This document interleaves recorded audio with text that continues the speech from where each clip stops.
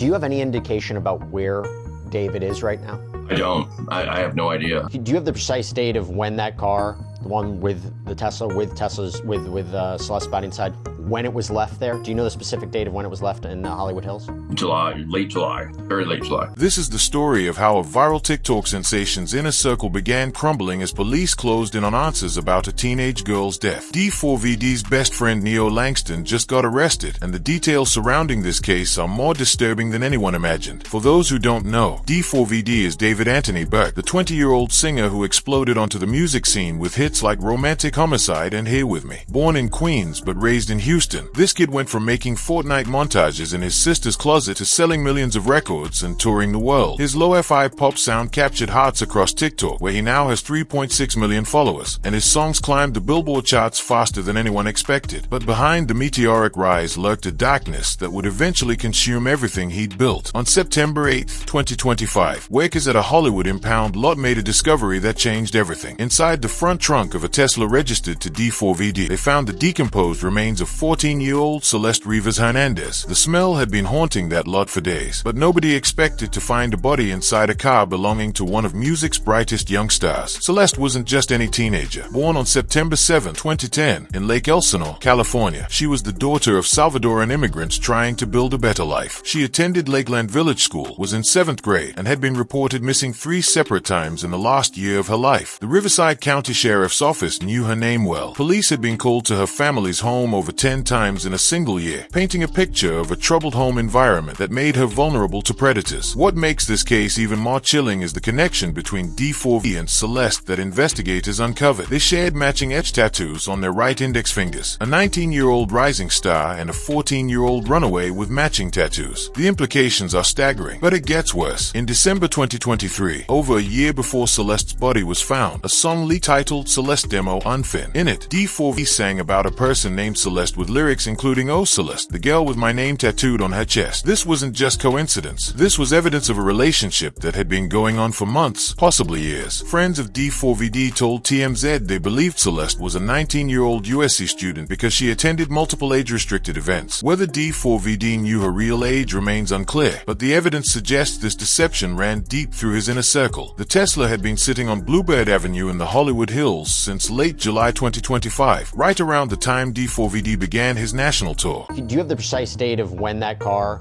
the one with the Tesla, with Celeste body inside, when it was left there? Do you know the specific date of when it was left in Hollywood Hills? I believe so. I believe it, July, late July, very late July. The time the Tesla was left there, he literally immediately started the tour. There was a tour bus that was leased, and I'll tell you that Tesla was moved and literally a bus departed for tour. Okay. For over a month, Celeste's body was decomposing in that car while D4V performed for screaming fans across the country. The vehicle was cited for violating the 72-hour parking ordinance on September 3rd and towed 2 days later. It wasn't until September 8th that the horrific discovery was made. Police believe Celeste died in spring 2025, which means her body had been in that Tesla for months. The forensic examination has been complicated by cryopreservation and freeze-thaw cycles, making it difficult to determine the exact cause of death. But investigators are convinced this wasn't a solo operation. That's where Neo Langston comes in. Neo, whose real name is still being confirmed by authorities, was a 23-year-old Twitch streamer known online as Neo the Asian. He and D4V were close friends, appearing together in social media photos and hanging out regularly. While D4V was building his music empire, Neo was carving out his own space in the gaming world. On January 22nd, 2026, Neo was kicking back at his mother's house in Helena, Montana, when police showed up with an out-of-state warrant. His mom, Cynthia, had purchased the Helena home just 10 months earlier in March 2025, around the same time this nightmare was unfolding in California. Neo thought he was safe in Big Sky country, but the long arm of the law finally caught up with him. The charges against Neo aren't what you might expect. He wasn't arrested as an accomplice to murder or for helping dispose of a body. Instead, he was booked for failure to appear as a witness in Los Angeles. That might sound minor, but it tells us something crucial about this investigation. The lab needed Neo's testimony so badly that they were willing to hunt him down across state lines and drag him back to face a grand jury. Neo was transported back to Los Angeles and booked into the LAPD's Metropolitan Detention Center around 11:30 p.m. on Friday, January 24th. His bail was set at $60,000, and and the charge is classified as a felony. That's not typical for a simple failure to obey. This suggests Neo has information that could make or break the case against D4VD, and his refusal to cooperate has prosecutors pulling out all the stops. The grand jury has been meeting since November 2025, hearing testimony from witnesses and examining evidence. One of the key witnesses was Robert Morgenroth, the general manager of Mogul Vision, D4VD's record label, and president of Zara Brothers Travel, the company that handled D4VD's touring. Morgenroth testified all day on December 9th, and according to reports, he wasn't exactly cooperative. During his testimony, Morgenroth allegedly told his attorney that investigators were being very pushy about why he didn't call police when he learned about suspicious circumstances. His response was telling. "I said I feel like I didn't have the responsibility to do that and just wanted to continue with the tour." That statement reveals the callous calculation happening behind the scenes. While Celeste's body was potentially decomposing somewhere, the people around D4VD were more concerned about protecting a lucrative tour than doing the right thing. Money talks, and apparently, it was speaking louder than conscience. The investigation has revealed disturbing details about the timeline. Surveillance footage shows Celeste alive in September 2024 and again in January 2025, but investigators believe she died sometime in spring 2025. That's a significant gap, and it raises questions about what was happening during those months. Was she being held some way? Was she living with D4V or people in his circle? The matching tattoos suggest this wasn't a brief encounter but a sustained relationship. Lapped investigators are particularly interested in a trip D4V made to Santa Barbara County in spring 2025. This timeline aligns with when they believe Celeste died, and it's likely they think this trip is connected to either her death or the disposal of her body. The fact that they are focusing on this specific trip suggests they have evidence placing him there during the critical time period. The discovery of a Bane cage at the Hollywood Hills property where D4V was staying has added another sinister element to the case. Private investigator Steve Fisher, hired by the property owner, was clear that the Bane cage was still new and in its box, meaning it hadn't been used. But its presence raises obvious questions about intent. Why would someone purchase an incinerator unless they were planning to destroy evidence? This case has already destroyed D4VD's career. He cancelled the remainder of his Withered World tour immediately after becoming a suspect. Crocs and Hollister pulled all promotional content featuring him. His record labels, Darkroom and Entisco, stopped all promotion of his music. In the span of a few months, he went from being Google's top search musician in 2025 to being a suspected murderer. D4V has retained Blair Burke, one of Hollywood's most prominent criminal defense attorneys. Burke has represented Harvey Weinstein, Lindsay Lohan, Kanye West, Mel Gibson, and Britney Spears. You don't hire someone like Burke unless you're expecting serious charges. Her involvement signals that D4VD's legal team is preparing for the worst. LAP Deputy Chief Alan Hamilton has been clear about the department's intentions. He stated that accountability is coming and assured that detectives were actively pursuing justice for Celeste, emphasizing that no one is off the table, including Burke. That's about as direct as law enforcement gets when they are building a case against a high-profile suspect. The grand jury process is ongoing, with more witnesses potentially being called through February 2026. Sources have told TMZ that D4V is likely to be charged with Celeste's murder, though no formal charges have been filed as of this recording. The medical examiner's findings remain sealed under a court order obtained by the lab, which is standard practice when an active murder investigation is underway. Private investigator Steve Fisher has been particularly critical of the pace of the investigation. In a blunt statement, he wrote, "Today is January 15th, 2026, and still no one has been charged or even officially named as a suspect for harboring a minor, contributing to the delinquency of a minor, filing a false police report, committing sex crimes against a minor, concealing a body, homicide, or acting as an accessory to any of these crimes in connection with the death of Celeste Rivas Hernandez. At this point, it can't even be called a case." Fisher's frustration reflects a broader concern about how long this investigation has taken. Celeste's body was found over 4 months ago, yet nobody has been charged with her murder. That delay is particularly painful for her family, who buried her at Queen of Heaven Cemetery in Rowland Heights, California, following a private funeral service on October 6th. They are now considering filing a civil lawsuit against the lab to force the release of evidence and records. The impact on Celeste's family has been devastating. Her mother Mercedes Martinez and brother Matthew have watched as their daughter and sister became a footnote in a celebrity scandal. They deserve justice, and they deserve answers. The fact that she would have turned 15 on September 7th, 2025, just one day before her body was discovered, adds another layer of tragedy to this story. Neo Langston's arrest represents a significant escalation in this case. The lab doesn't extradite witnesses from Montana unless they have crucial testimony that could crack the case wide open. What does Neo know? Did he help dispose of Celeste's body? Was he present when she died? Did he know about the relationship between D4V and a 14-year-old girl and fail to report it? His decision to flee to Montana and hide at his mother's house suggests he knew information that could implicate either himself or his famous friend. The fact that he was charged with a felony for failing to appear indicates prosecutors believe his testimony is essential to securing convictions in this case. The entertainment industry has largely abandoned D4VD, but this story is bigger than one fallen star. It's about a system that failed to protect a vulnerable teenager. Celeste was reported missing 3 times, had police called to her home over 10 times, and yet somehow ended up dead in a celebrity's car. How many warning signs were ignored? How many people knew something was wrong but chose to look the other way? As Neo Langston sits in the Lap Metropolitan Detention Center, the pressure is mounting on D4V and everyone in his inner circle. The grand jury is still hearing evidence. Prosecutors are building their case, and justice for Celeste Rivas Hernandez may finally be within reach. This case has shattered the illusion that fame and fortune can protect you from the consequences of your actions. D4VD went from creating music in his sister's closet to potentially facing life in prison for murder. Neo went from streaming games to sitting in a jail cell as a key witness in a murder case. The next few weeks will likely determine whether charges are filed and how many people will ultimately be held accountable for Celeste's death. One thing is certain, the arrest of Neo Langston marks a turning point in this investigation, and the walls are closing in on everyone who knew what happened to that 14-year-old girl.